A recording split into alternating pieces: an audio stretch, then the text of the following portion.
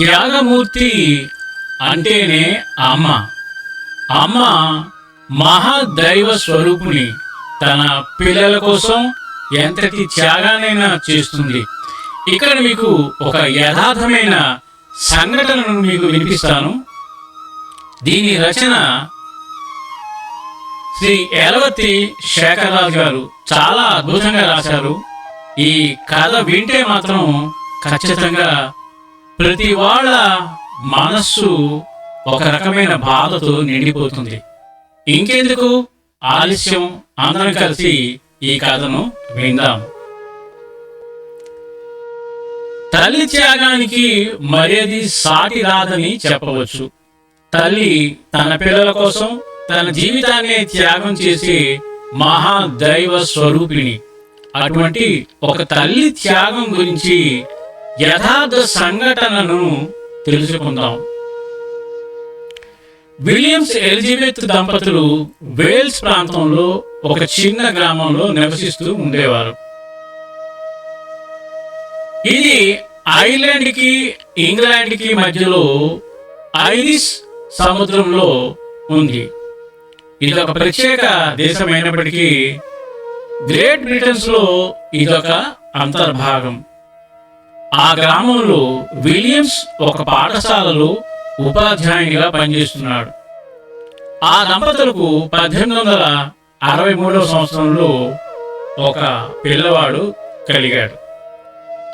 అతనికి David George అనే పేరు పెట్టి అల్లారు ముద్దుగా పెంచుతున్నారు. జార్జికి 1 సంవత్సరం వచ్చేసరికి విలియమ్స్ మరణించాడు.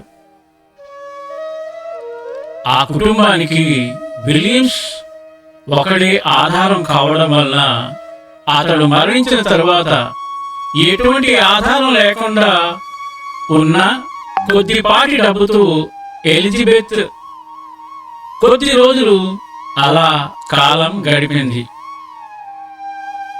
ఇక విధిలేని పరిస్థితుల్లో ఎలిజబెత్ తన చంటి పిల్లవాడైన 2 సంవత్సరముల జార్జ్ను తీసుకుని వేల్స్ ప్రాంతానికి ఉత్తర భాగంలో ఉంటున్న అన్నగారి వద్దకు వెళ్లాలనుకుంది. ప్రయాణానికి సరిపడినంత డబ్బు లేకపోవడంతో కాలినడకన వెళ్ళడానికి సాహసించింది ఎలిజబెత్.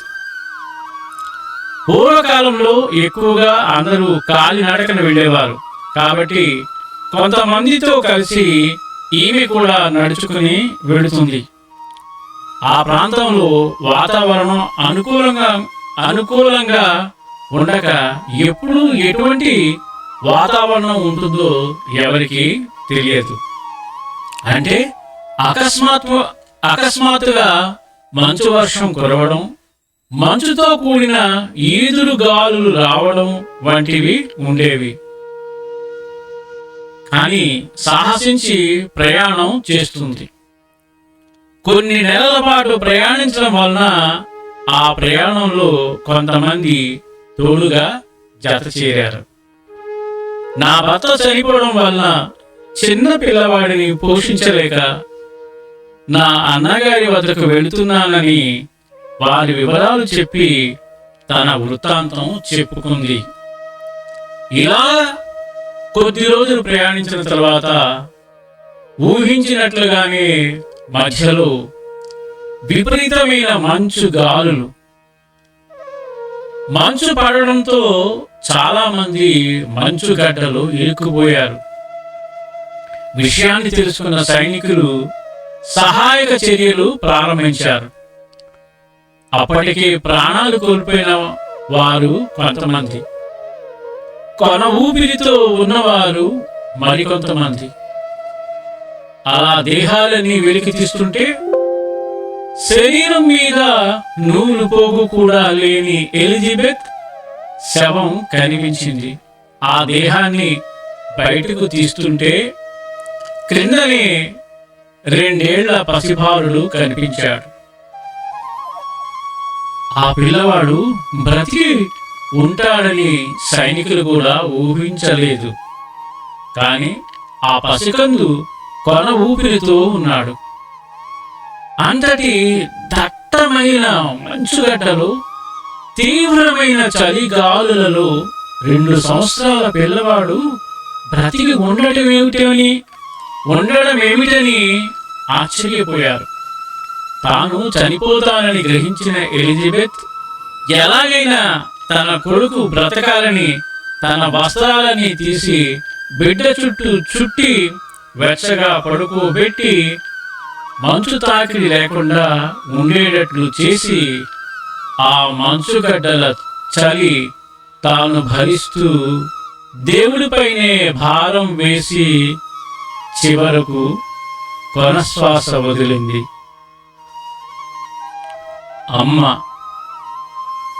అమ్మ ప్రేమకు నిలువుటద్దంగా నిలిచింది. ఆమె కోరిక బలమైనది, ఆమె సంకల్పం ఎంతో ఉన్నతమైనది. అందుకే ఆ పసిబాలుడు బ్రతికాడు. కాబట్టి తల్లి ప్రేమ ఎటువంటిదో మనం దీనిని బట్టి తెలుసుకోవచ్చు. ఇక ఆ 2 ఏళ్ల పసిబాలుడు గురించి కొంతమంది బ్రతికిన వారిని ఆ సైనికులు విచారించగా, ఆమె అన్నగారు ఫలానా గ్రామంలో ఉంటారని కొంతమంది ఆ వివరాలు తెలియచేయగా, సైనికులు పిల్లవాడిని అతని మామగారి వద్దకు చేర్చారు. వాళ్ళ మేనమామ చెప్పులు కుట్టుకుంటూ జీవనం సాగించేవాడు. ఈ పిల్లవాడు వారి వద్దనే పెరిగి క్రమంగా విద్యలో బాగా రాణించాడు. మంచి ఉన్నతమైన చదువులు చదివి తెలివితేటలు కలిగి ఉండడంతో 1916 నుండి 1922 మధ్యకాలంలో బ్రిటన్ దేశానికి ప్రధాని అయ్యాడు. వేల్స్ ప్రాంతం నుండి ప్రధాని అయిన ఏకైక వ్యక్తి డేవిడ్ జార్జ్. అంతవరకు ఆ ప్రాంతం నుండి ఎవరు ప్రధాని అయ్యింది లేదు. ఆ తల్లి యొక్క సంకల్ప బలం, ప్రేమ, ఆప్యాయత, అనురాగం ఆ కొడుకుని ఉన్నతమైన స్థితికి తీసుకురాగలిగింది. ఆధునిక బ్రిటన్ సామ్రాజ్య రూపశిల్పి మొదటి ప్రపంచ యుద్ధ కాలంలో బ్రిటన్ను విజయవంతంగా నడిపించడానికి తన తెలివితేటలు చాకచక్యంగా ఉపయోగించి తన రాజ్యాన్ని ముందుకు నడిపించాడు. బాల కార్మికులను తీసివేసి వారికి ఉత్తమ జీవనోపాధిని కల్పించాడు. స్త్రీలకు చైతన్య పథకాలను పొందుపరిచాడు. నూతన విద్యా విధానం వంటి మరెన్నో నూతన కార్యక్రమాలను చేపట్టి డేవిడ్ జార్జ్ గొప్ప ప్రధానిగా పేరు ప్రఖ్యాతులు గావించారు. డేవిడ్ జార్జ్ ఇటువంటి విజయం సాధించడానికి కారణం చిన్ననాడు అమ్మ చేసిన త్యాగం. తల్లి ప్రేమను గురించి ఎంతో మంది చెప్పగా విన్నాం. చెప్పింది విని ఎంతవరకు పాటిస్తున్నామనేది ఒకసారి మననం చేసుకునే ప్రయత్నం చేద్దాం. అద్భుతమైన కథ, కళ్ళు చెమర్చే కథ. ఈ కథను అందించిన శ్రీ యలవర్తి శేఖరరాజు గారికి మన మోహనవాణి తరపున హృదయపూర్వక ధన్యవాదాలు తెలియజేసుకుంటూ, వీరు రచించిన మరొక అద్భుతమైన కథతో మళ్ళీ మీ ముందుకొస్తాను. అంతవరకు సర్వే జనా సుఖినో భవంతు, లోకా సమస్త సుఖినో భవంతు. ధన్యవాదాలు.